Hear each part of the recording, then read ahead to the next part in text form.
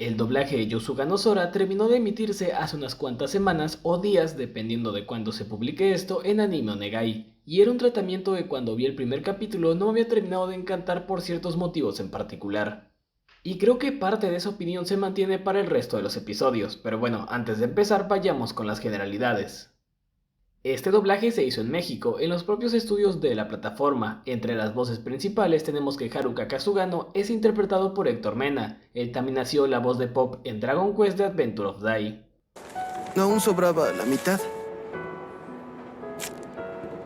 ¿Quieres un poco? No, pero guarda un poco para mí, ¿sí? Por cierto, ¿crees que debería mandarte a hacer un uniforme? No hay algo como eso aquí. Porque aquí cerca hay un supermercado muy grande. Ya casi llegamos. Si no salimos de compras, es probable que cuando lleguemos no haya nada para comer. Mientras que Sora Kazugano es interpretada por Bunny Vilchis. Ella también nació la voz de Soy Funk en Bleach Thousand Years Blood War. Eres lento. ¿Qué pasa? ¿Por qué preguntas? ¿Dónde está la tienda? Haru. Hemos caminado por más de 10 minutos. Ya no puedo caminar. ¡Espera! Pero ahora sí, yendo de lleno con el doblaje, si pudiera describirlo de manera rápida sería como una experiencia a la que hay que adaptarse o la experiencia se adapta al usuario. Solo para recapitular, parte de las cosas que no habían gustado cuando vi el primer capítulo, que fue cuando le hice el video de impresiones al doblaje de la serie, tenía que ver con cosas como que los diálogos de Sora se sentían inconexos. Digo, sé que la idea del personaje es que suene frío y demás, pero simplemente me sonaban como diálogos que fueran de otro contexto y se hubieran puesto en las escenas. Lo otro tenía que ver con decisiones medio extrañas al momento de los insertos. Tienes que, por ejemplo, en el primer capítulo se te lee un inserto de que la tienda va a cerrar a X hora del día, cosa la cual pensé que iba a ser importante para la historia, pero esto realmente no fue así. Sin embargo, cosas como los mensajes que se mandan por teléfono y demás pues no se leían, cosa que creo que era lo verdaderamente importante, y bueno, esto último se termina de componer con el pasar de los episodios. Pero prácticamente en ese sentido pues depende del inserto, ya que a pesar de que activé la opción de los letreros de la plataforma pues estos no aparecieron o nunca los llegué a ver.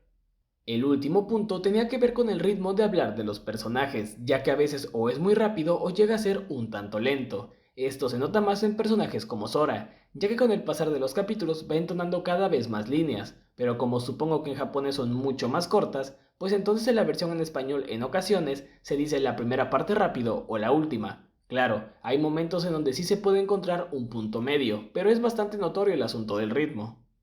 Ahora sí, dejando de lado los puntos que había establecido antes, ¿a qué me refiero con eso de que es una experiencia a la que hay que adaptarse o la propia experiencia se adapta? Bueno, pues esto solo me había ocurrido con otro doblaje, y es que de inicio, cuando vemos a todos los personajes interactuar, o bueno, más bien a las chicas, a mi parecer todas sonaban muy parecidas. Que esto se lo atribuyo directamente a que pues no es como que hubiera mucho que hacer con el material, ya que en la versión japonesa pues el tono de la obra en realidad siempre se mantiene, y todos los personajes son como estereotipos. Por lo que no había mucho que hacer, pero en la versión original las chicas cobran mucha más personalidad desde su primera aparición porque pues la forma en la que actúan las seiyus es exagerando muchos rasgos. Cosa que en la versión en latino, al menos para mí por momentos, se encuentra un tanto diluida y resulta un tanto difícil poder asignarles una personalidad mediante la voz más allá de que hablen agudo. Creo que en ese sentido, una de las cosas que se pudo haber hecho fue darle una voz un tanto distinta a algún personaje en particular, para que sonara un tanto diferente de primera instancia.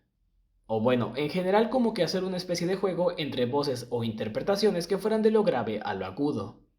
Para muestra un momento, en el capítulo 4, cuando Kazuha llega a ver a su hermana al templo, aunque el personaje esté a lo lejos, se puede ver que tiene la boca abierta. Ah, hermana, bienvenida. ¿Qué estás haciendo? Solo unas cosas pendientes. Bueno, pues quien debería hablar es Kazuha precisamente, pero se escucha la voz de Akira. Esta escena la tuve que repetir algunas veces para poder saber de quién era la voz, ya que todas me sonaban un tanto similar. Que a ver, tampoco esto quiere decir que sea así todo el tiempo, ya para la mitad de la serie o antes de la mitad de la serie, creo que ya se habían definido mucho más las interpretaciones de cada uno de los personajes, quedando sus personalidades más o menos así. Akira es la que suena mucho más mimada, Kazuha es la que suena mucho más seria todo el tiempo y casi siempre que habla lo hace fuerte, ya que pues casi siempre es para regañar. Y personajes como Sora suenan casi siempre fríos o intentan sonar como si no expresaran nada, mientras que otros personajes como Nao tienen la característica principal de que hablan un tanto bajo, como si susurraran. Y cuando se trata de expresiones, es el personaje en donde más se escuchan o más las exagera, desde cuando está con Sora hasta cuando choca con alguien más o cosas así. En un inicio creí que solo era idea mía, pero no creo que sea tanto así. Me explico, se nota que todos los personajes femeninos siguen esa línea, igual que otros personajes como Haruka, y es casi como si todo el tiempo sonaran como contenidos o si su forma de expresarse llegara a ser un tanto tenue. La mejor palabra que se me ocurre para ponerlo sencillo es como si sonaran rebajados, y de nuevo, no se hizo porque la animación no es tan detallada o porque se intenta seguir ese tono de melodrama o incluso hasta melancólico de la serie por momentos. Pero este modo de expresarse contrasta con personajes en particular, como por ejemplo Yahiro, ya que en todas las interacciones que el personaje tiene con otros, siempre suena como exaltado o como si estuviera gritando. Y podría llegar a parecer que es porque suena sobreactuado o algo así, pero no, el personaje se llega a escuchar así porque todos los demás suenan un tanto tenues. Evidentemente, sí hay momentos donde el personaje sí suena exaltado, pero es ahí donde se puede notar el nivel al que está con los demás. Que a ver, por nivel me refiero a cómo habla y cómo se expresa. Esto se nota más en escenas como cuando Haruka interactúa por primera vez con ella cuando está en la tienda. O incluso cuando llegan a ver a Akira cuando ésta se encuentra desmayada en el santuario o templo y pues nadie sabía dónde estaba realmente.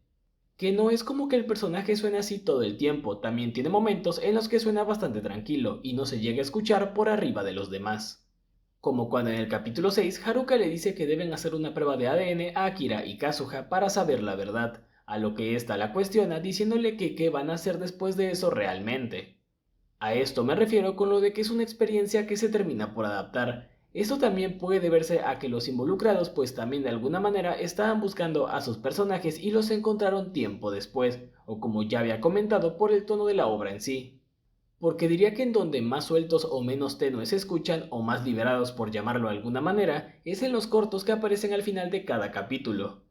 Diría que por mucho el personaje que no llega a sufrir o padecer de lo anterior es Motoka, y eso se debe a dos motivos en particular. Lo primero es que de la gran mayoría de los personajes pues no tiene grandes conflictos internos, y no tiene grandes problemas a lo largo de toda la serie.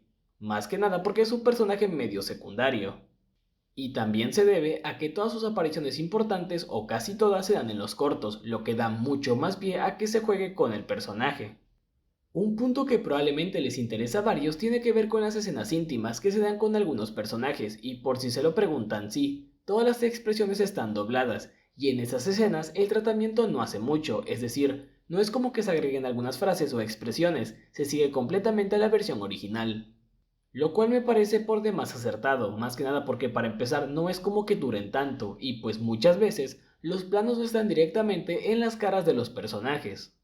Otra cosa que había comentado tiene que ver con el personaje de Sora. Por mucho, cuando mejor suena es cuando tiene frases largas, o bueno, cuando sus contestaciones no son tan cortas.